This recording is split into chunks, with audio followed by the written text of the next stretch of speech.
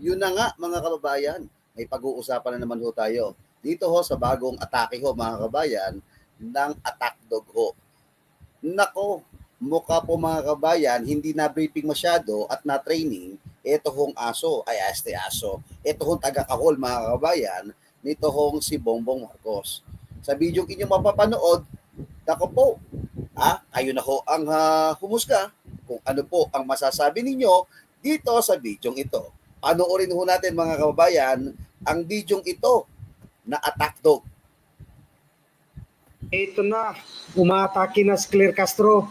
Kumakabastos kayo ng Pangulo, kumakabintang kayo ng walang ebidensya. Tinatawag yung adik, samantalang si dating Pangulong Duterte, yung adik, fentanyl at marijuana. Siya umamin na killer, umamin na adik, umamin na magnanakaw at korap. Dami niyang inamin. Tapos gusto niyo tularan siya ni Pangulong Marcos? Yung ginawa ng tatay mo? Maging korap?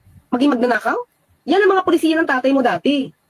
O gusto mo yun ang tularan ni Pangulong Marcos Jr.? Ay, no way. Okay. Ang sabi mga kababayan ni Aling Claire, adik ang tatay mo. Yan mo ang gusto mong tularan.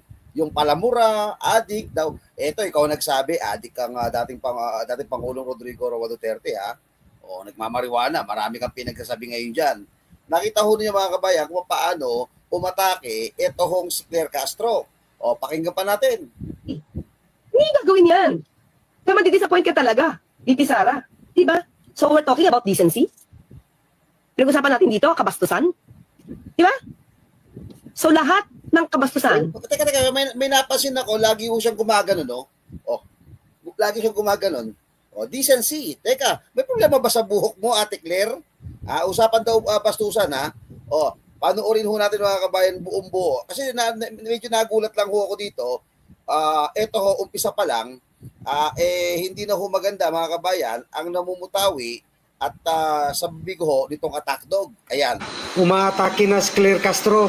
Kumakabastos kayo ng Pangulo, kumakabintang kayo ng walang ebidensya. Tinatawag yung adik, samantalang si dating Pangulong Duterte, yung adik.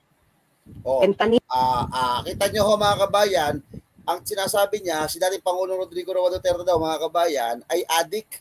Adik. Fentanyl daw, fentanyl. Baka nakalimutan ho mga kabayan, kapag sa sinabi kang adik ka, yun hong ipinagbabawal na gamot. Adik diba? Ang sabi niya rito, fentanyl. Uulitin ho natin mga kabayan, ang salitang fentanyl ho ay nabibili sa mga suking butika. Kamukha ho ng Mercury, ayan, South Star Drug. Claire, fentanyl is prescribed by doctor. Yun hong ginagamit ng mga addict, prescribed by drug lord. Okay, tuloy tayo. At marijuana. Siya umamin na killer, umamin na addict, umamin na magnanakaw at korap. Dami niyang inamin. Maraming inamin, maraming inamin. Di ba? Maraming inamin. Adik, mamamatay tao, kurakot. Di ba? Sige. Ba't hindi mo kasuhan? Bakit walang kaso? Ba't hindi mo kinaso? Gusto ko i-wave yung buhok mo. Tapos gusto niyo tularan siya ni Pangulong Marcos? Buhok. Yung ginawa ng tatay mo? Ang sabi mo yan, at gusto mo tularan siya ni Bongbong Marcos? Sige, tingnan natin mamaya sa video. Yung buhok. Maging kurat? Maging magnanakaw? Yan ang mga polisiya ng tatay mo dati. Sigurado kaya na sinabi ni dating Pangulo Rodrigo Roa Duterte na gusto maging sundan niya ni Marcos? Mamaya ka lang, Claire Castro. Sige, paandarin mo muna yung mahiwagang buhok mo. Gusto mo yun ang tularan ni Pangulong Marcos Jr.? Ay, no way. You know. No way. Alam mo, may problema to sa buhok niya yung pagganong-ganon ho ng buhok niya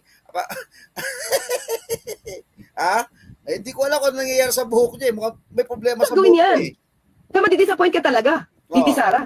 Diba? So we're talking about decency? Decency? Talagang ginaganyan-ganyan yung buhok niya.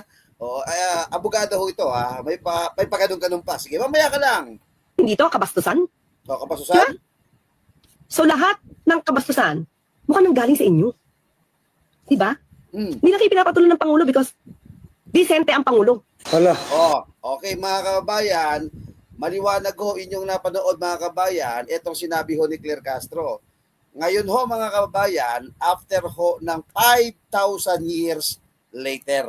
Ayan. So after ho 5,000 years later, ano ho ba ang naging pahayag ho mga kabayan ni Baby M naman? Ayan. Ito po mga kabayan, ang naging pahayag naman nito hong si Bongbong Marcos. Claire Castro, panoorin mo to. Panoorin mo to para matauhan ka. Anong sabi ni Bongbong Marcos? Nawala. Teka lang. Traders around teka lang. choose trading teka lang. Nawala yung ano ko. Teka lang ha. Teka lang ho. Nawala lang ho yung ating video. Ba't nagkaganon? Ba't jump dun sa kabilang ibayo? Ayan. Teka lang ha. Ayusin ko lang ho itong atin hong maywagang video. Nagulat ako. Biglang lumundag sa kabila eh. Teka lang ho. Ayusin lang natin. Claire Castro, ito yung sabi ng boss mo ha, hindi ito gawa-gawa lamang ha. Sa boss mo galing ito. Teka lang ho, ilagay ho natin yun hong mahiwagang sinabi ni Bongbong Marcos. Ba't nagkaganon yung video? Ito na. Ay, teka lang ho. Lumundag na naman. Teka lang ho. Nag-jump up. Ayan, ito na. Ayan na, Claire Castro. Naku, lagot ka. Bakit ho ganun daw magsalita at ganito attitude ho mga kabayan ni dating Pangulong Rodrigo Roa Duterte? Ay may paliwanag po Bongbong Marcos, mukhang hindi mo na-train ng maayos itong